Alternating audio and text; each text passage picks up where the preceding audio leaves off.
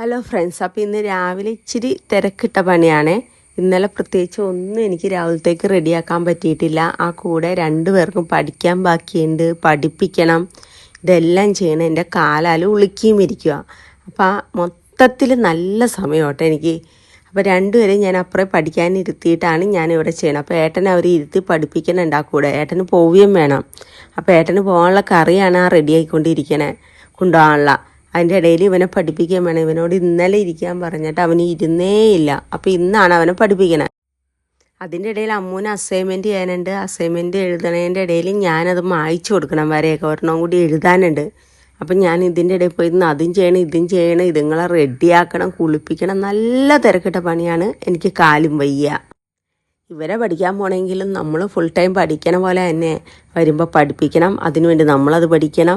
ഇവർ അസൈൻമെൻറ്റ് എഴുതുമ്പോൾ വരച്ചു കൊടുക്കണം, സൈഡ് വരക്കണം, എഴുതിയത് മായ്ക്കണം. ശരിക്കും ഇവരെ പഠിക്കണമെങ്കിലും നമ്മളും പഠിക്കണതിന് തുല്യം തന്നെ കേട്ടോ.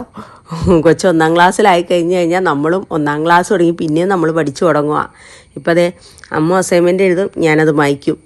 ഇത് തന്നെയാണ് എൻ്റെ പണി. എല്ലാ ദിവസവും എന്തെങ്കിലുമൊക്കെ എഴുതാനുണ്ടാവും. അപ്പോൾ അതിനെല്ലാം വരയിട്ട് കൊടുക്കണം. പിന്നെ ഏറ്റവും അവസാനം അത് മായ്ച്ചു കൊടുക്കണം. അപ്പോൾ അതേ പപ്പ ഇറങ്ങിയപ്പോഴാണ് തിരിച്ചു വന്നിട്ട് കണ്ണപ്പന് ഉമ്മ കൊടുത്തില്ല. അപ്പോൾ അമ്മൂനും കണ്ണപ്പനൊക്കെ ഉമ്മ കൊടുത്തിട്ട് പപ്പ ഇറങ്ങി.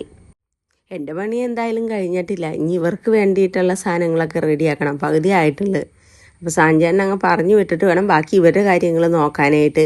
മൊത്തത്തിൽ നല്ല തിരക്ക് പിടിച്ച ദിവസം. ഒന്നാമത് എനിക്ക് കാല് വയ്യെന്ന് ഞാൻ പറഞ്ഞില്ലേ. അപ്പോൾ എനിക്ക് വേഗം ഓടി നടന്ന് ചെയ്യാമല്ലോ. പയ്യെ ഞൊണ്ടി നടന്ന് വേണം എല്ലാ കാര്യങ്ങളും ചെയ്യാനായിട്ട്. അതുകൊണ്ട് നല്ല ബുദ്ധിമുട്ടുണ്ട്. അപ്പോൾ ഏട്ടനെ ഇറങ്ങിക്കഴിഞ്ഞ് കഴിഞ്ഞപ്പോഴാണ് ഏട്ടൻ്റെ വണ്ടിയുടെ ഉള്ളിൽ ഒരു ഈച്ച കയറി. എല്ലാ ദിവസവും ഉണ്ട് കേട്ടോ. എല്ലാ ദിവസവും വണ്ടിക്കകത്തൊരു ഈച്ച കയറിയിരിക്കണ്ടാവും.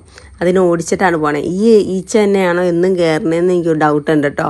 എന്ന് പറഞ്ഞാൽ സ്ഥിരമായിട്ട് പോകാൻ നേരത്ത് ഒരു ഈച്ച വണ്ടി കയറും, പിന്നെ അതിനെ ഓടിക്കണം.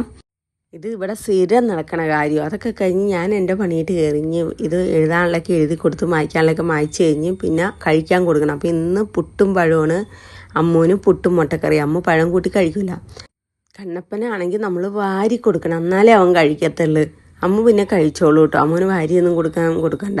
അമ്മ നല്ല ഒച്ചയായിട്ട് ഇരുന്ന് കഴിക്കും. പക്ഷെ അവന് വാരി കൊടുക്കണം. പക്ഷെ അവന് സ്കൂളിൽ പോയി ഒറ്റയ്ക്ക് കഴിക്കും കേട്ടോ. അതുപോലെ സ്കൂളിൽ തന്നെയല്ല, പുറത്തോട്ട് ഇറങ്ങി അവൻ ഒറ്റയ്ക്ക് കഴിക്കും. ഞാനിവിടെ ഇല്ലെങ്കിലും അവൻ ഒറ്റയ്ക്ക് കഴിക്കണം. എന്നെ കണ്ടാൽ മാത്രമേ പ്രശ്നമുള്ളൂ. അപ്പോൾ 2 പേരും റെഡിയായി ഇനി ഇറങ്ങിയാൽ മതി. അപ്പം ഞാനല്ല കൊണ്ടുപോയാക്കണേ, മാമനെ കൊണ്ടുപോയാക്കണേ. അതുകൊണ്ട് എനിക്ക് ഇവിടെ നിന്ന് ഉമ്മയൊക്കെ തന്നിട്ട് പോവുക. എൻ്റെ കാല് വയ്യെന്ന് ഞാൻ പറഞ്ഞില്ല. അതുകൊണ്ട് എനിക്ക് നടക്കാൻ പറ്റില്ല അത്രയും ദൂരം. അപ്പം മാമനാണ് ഇപ്പോൾ 2 ദിവസമായിട്ട് ഇവരെ കൊണ്ടുപോവുകയും കൊണ്ടുവരികയും ചെയ്യണത്. അപ്പോൾ 2 പേരും ഇറങ്ങിയിട്ടോ. അപ്പോൾ ഇന്നത്തെ വീഡിയോ ഇത്രയല്ലേ. ഇഷ്ടമെങ്കിൽ ഷെയർ ചെയ്യുകയും ലൈക്ക് ചെയ്യുകയും കമൻറ്റ് ചെയ്യുകയൊക്കെ ചെയ്യണം കേട്ടോ. Okay, by.